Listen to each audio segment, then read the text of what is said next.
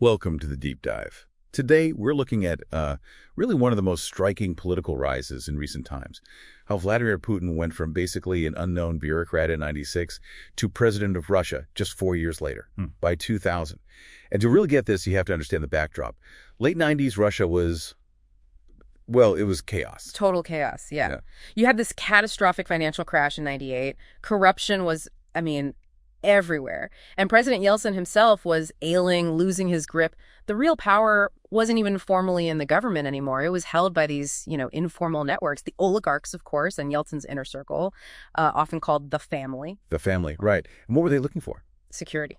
Simple as that. They were desperate, absolutely desperate to find a successor, someone loyal, someone who, frankly, wasn't a major political figure, who'd guarantee their safety, protect their fortunes, make sure they wouldn't face prosecution after Yeltsin left. And meanwhile, the public, what did they want? Oh, the public was just exhausted, fed up with the crisis, the instability. They wanted order. You heard calls for a strong hand. Stability was the key word. It's fascinating, though, that the roots of that future strongman seem to lie in a moment of state weakness. Absolutely. You have to look at Putin's time as a KGB officer. Dresden, East Germany, December '89.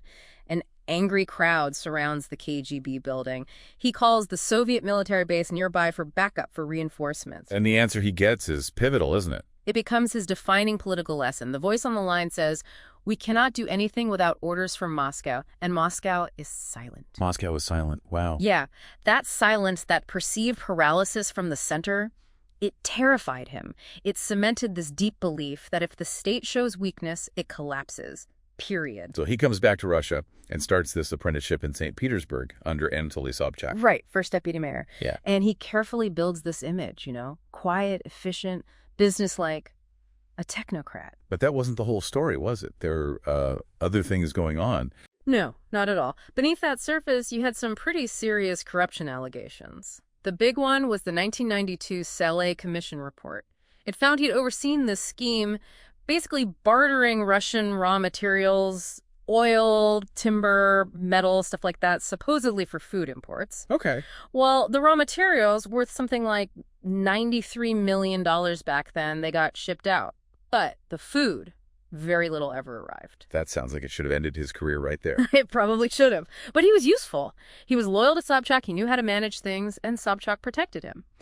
So when Yeltsin's circle later needed someone reliable in Moscow, someone from the security side, someone who owed them, Putin fit the bill. Even the scandal, in a way, showed he understood how power worked. And Yeltsin himself was playing this constant game of musical chairs with his prime ministers. Prime ministerial poker, yeah. He'd hire and fire them rapidly so no one got too powerful, too popular.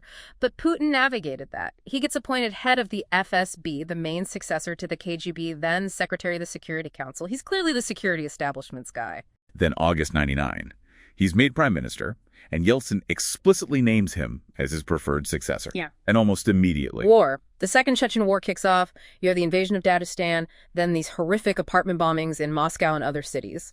And this becomes Putin's moment. It's the catalyst. How so? His response was the total opposite of Yeltsin's perceived dithering. It was swift, it was brutal, it was decisive. He completely shifted his image from quiet bureaucrat to tough guy. He gave that famous quote about hunting down terrorists everywhere, even in the outhouse. And that resonated. Massively. His approval ratings, which were like in the single digits, they just skyrocketed over 70% almost overnight. He tapped right into that public desire for a strong hand. So the stage is set for the final move. Exactly. New Year's Eve, 1999. Yeltsin suddenly resigns. Just like that. Makes Putin acting president. It was a brilliant political maneuver. It gave Putin all the advantages of incumbency instantly, and it forced a snap election just 3 months later, in March 2000. Which didn't give rivals much time to organize. Barely any time at all. And then, the payoff. The absolute core of the deal.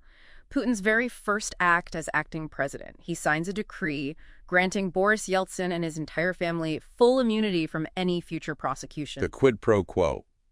Delivered immediately. The promise kept. The family was secure. He wins the election in March 2000, gets about 53% of the vote. What's his focus then? Consolidation. Pure and simple. First order of business. Build the power vertical. That meant taking power back from the regional governors, centralizing control. He appointed these federal envoys to oversee the regions, making sure Moscow's line was followed. And the oligarchs. the ones who'd been so powerful. He struck the grand bargain with them, basically. You can keep the fortunes you made in the 90s, but get out of politics, stay out. Yeah. And if they didn't, well, you had the example of Mikhail Khodorkovsky. Arrested, imprisoned, that sent a very clear message. So looking back at this rapid rise, You really see how the entire structure of modern Russia under Putin, this intense centralization, the focus on state control, the demand for political loyalty, it all stems back to that fear of weakness. It's all designed fundamentally to make sure that Moscow is never, ever silent again. a powerful drive born from perceived chaos. Thank you for taking this deep dive with us.